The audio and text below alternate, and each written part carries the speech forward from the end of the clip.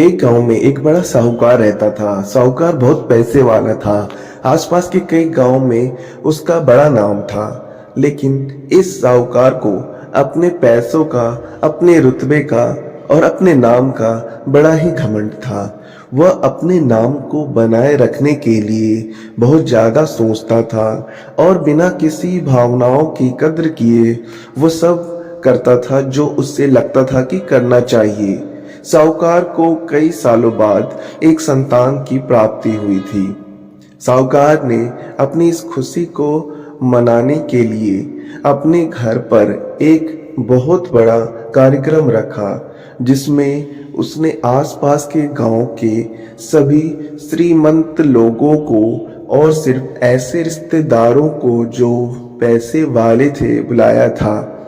पास के ही गांव में साहूकार की खुद की सगी बहन भी रहती थी, क्योंकि इन दिनों उसकी आर्थिक परिस्थिति कुछ अच्छी नहीं थी, इसलिए उसने अपनी बहन को तक इस कार्यक्रम के लिए नहीं बुलाया। साहूकार ने जिस कार्यक्रम का आयोजन किया था वह इतना भव्य था और उसके अलावा इसमें इतने प्रसिद्ध और श्रीमंत लोग आने वाले थे कि इस कार्यक्रम की चर्चाएं हर गांव में होने लगी। यह खबर उस साहूकार की बहन तक भी पहुंच गई। बहन को यह जानकर बहुत ज्यादा खुशी हुई कि इतने सालों बाद उसके भाई को आखिरकार संतान सुख प्राप्त हो ही गया। बहन ने सोचा कि भाई गलती से उसे इस बारे में बताना भूल गया होगा और अपनों को भला कोई न्योता देता है। भोली बहन ने अपने भाई के यहाँ उस कार्यक्रम में जाने की तैयारी शुरू कर दी।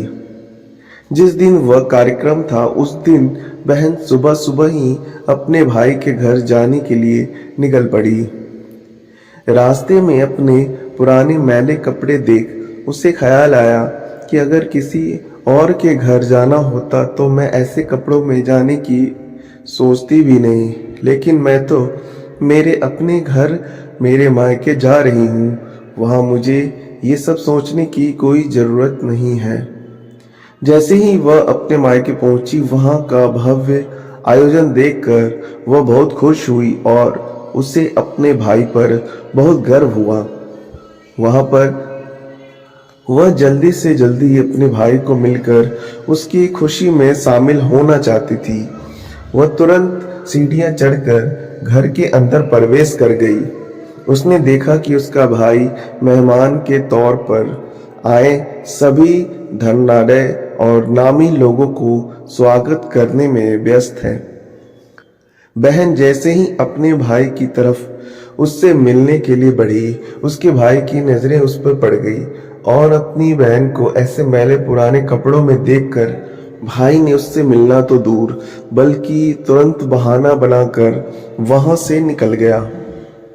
बहन ने सोचा, इतने लोगों में बेचारा अकेला भाई क्या क्या करे, जरूर उसे कुछ काम याद आ गया होगा, इसीलिए वहां से चला गया होगा। बहन बाद में अपनी भाभी से मिलने गई। भाभी ने उसका स्वागत किया और उससे खाना खाने के लिए आग्रह किया। बहन ने सोचा, ठीक है, पहले खाना खा लेती हूँ, फिर बाद में आराम से भाई से मिल लूंगी। बहन खाना खाने के लिए पंगत में बैठी। साहूकार जो उसका भाई था, उसने देखा अपने सभी धनवान मेहमानों के बीच उसकी गरीब बहन बैठी है। सभी कीमती पोशाक पहने लोगों के बीच उसकी बहन जो पुराने मैले कपड़े पहनकर बैठी थी, यह साहूकार से देखा नहीं गया। उसने अपनी बहन को अपने पास बुलाया, भला बुरा सुनाया और वहां से जाने के लिए बोला। बहन ने अपने सपने में भी नहीं सोचा था कि उसके साथ कभी ऐसा व्यवहार भी हो सकता है, और वह भी उसके खुद के मायके में। अपना अपमान होने के बाद बहन तुरंत अपने घर ससुराल जाने के लिए चल पड़ी। बहन इस बात को पचा नहीं पा रही थी कि उसके अपने भाई ने उसके साथ इतना बुरा व्यवहार किया। उसकी आंखों से आंसू नहीं थम रहे थे। रास्ते में उसे अपनी पुरानी दोस्त मिली। उस दोस्त ने उससे रोने का कारण पूछा। हालांकि बहन ने उसे कुछ भी नहीं बताना चाहती थी, लेकिन दोस्त के बार बार पूछने पर उसने उसके साथ हुई सारी घटनाएं बता दी। उसकी दोस्त एक समझदार महिला थी और काफी प्रैक्टिकल सोचने वाली थी। उसने कहा, अगर तुम मेरी बात मानो तो एक दिन तुम्हारा भाई खुद तुम्हें अपने यहाँ बुलाएगा और तुमसे माफी मांगेगा। बहन ने उससे कहा कि मैं तुम्हारी हर बात मानूंगी, बताओ मुझे क्या करना होगा। दोस्त ने कहा कि तुम इस अपमान को, इस दुख को एक दिशा दे दो और कोई गृह उद्योग शुरू कर दो। उसमें इतनी मेहनत करो कि उस काम में तुमसे अच्छा कोई भी ना हो। बहन को अपने दोस्त की बात सही लगी। उसने घर पहुंचकर अपने आंसू पोंछकर उसी दिन से एक गृह उद्योग शुरू कर दिया। उसने दिन रात मेहनत की, अपने साथ कई और गांव की महिलाओं को जोड़ा और देखते ही देखते उसका गृह उद्योग चल पड़ा। कुछ ही सालों में आसपास के 50 गांव में उसका नाम और रुतबा काफी बढ़ गया और अब वह पैसों के मामले में अपने भाई से भी ज्यादा बड़ी बन गई। भाई को भी जब यह पता चला कि उसकी बहन इतनी श्रीमंत हो गई है तो उसने सोचा कि एक बार उससे मिलकर आया जाए। वह जब अपने बहन को उसके घर मिलने पहुंचा तो बहन ने उसका किसी राजा महाराजा की तरह स्वागत किया, उसके पसंद खाना खिलाया। बहन का ऐसा व्यवहार देखकर भाई को अपनी पिछली गलती का एहसास हुआ, इसलिए उसने अपनी बहन को अपने घर होने वाली पूजा के लिए आमंत्रित किया। कुछ ही दिनों बाद बहन अपने भाई के यहाँ उस पूजा के लिए पहुंच गई। जैसे ही बहन अपने भाई के घर पहुंची, उसका भाई उसके स्वागत के लिए दरवाजे पे ही खड़ा था। बहन अपनी महंगी गाड़ी में आई थी। उसने बहुत कीमती साड़ी और उससे भी ज्यादा कीमती गहने पहन रखे थे। बहन का ऐसा ठाट बाट देखकर सिर्फ भाई नहीं बल्कि उसका पूरा गांव दंग रह गया। भाई दौड़कर आया और बहन की गाड़ी का दरवाजा खोलकर उसे बाहर आने के लिए कहा और बड़े प्यार से उसे पूजा का प्रसाद ग्रहण करने के लिए बुलाया। बहन को इस बार 12 पकवान परोसे गए थे। चांदी की थाली में उसे खाना दिया गया था। वह साथ में एक सोने की चम्मच भी रखी गई थी। उसके बैठने के लिए बेशकीमती पाट रखा गया था। बहन को यह सब देखकर उसके वह पुराने दिन याद आ गए जब भाई ने उसे बिना खाना खिलाए ही भला बुरा कहकर वापस लौटा दिया था।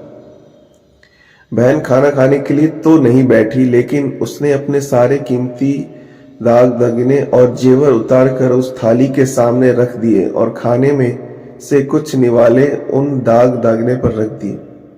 बहन का ऐसा व्यवहार देखकर सभी हैरान थे। किसी को नहीं समझ में आ रहा था कि वह ऐसा क्यों कर रही है। आखिर वह क्यों उन जेवरों को खाना खिला रही है। जब सभी ने उससे पूछा कि वह ऐसा क्यों कर रही है, तब बहन ने सबके सामने बताया कि आज जो उसका इतना मान सम्मान हो रहा है वह दरअसल उसका नहीं है, उसके इन्हीं कीमती दाग दागिनों और कपड़ों का हो रहा है। क्योंकि मैं तो अब भी वही पुरानी साहूकार की बहन ही हूं। अगर कुछ बदला है तो वह मेरी परिस्थिति है, मेरे कपड़े और गहने हैं। भाई ने अपनी गलती का एहसास होने पर इस बार अपनी बहन के पैर पकड़कर माफी मांगी। बहन जो पहले भी अपने भाई के निस्वार्थ प्रेम करती थी, उसने अपने भाई को माफ कर दिया और उसे गले से लगा लिया।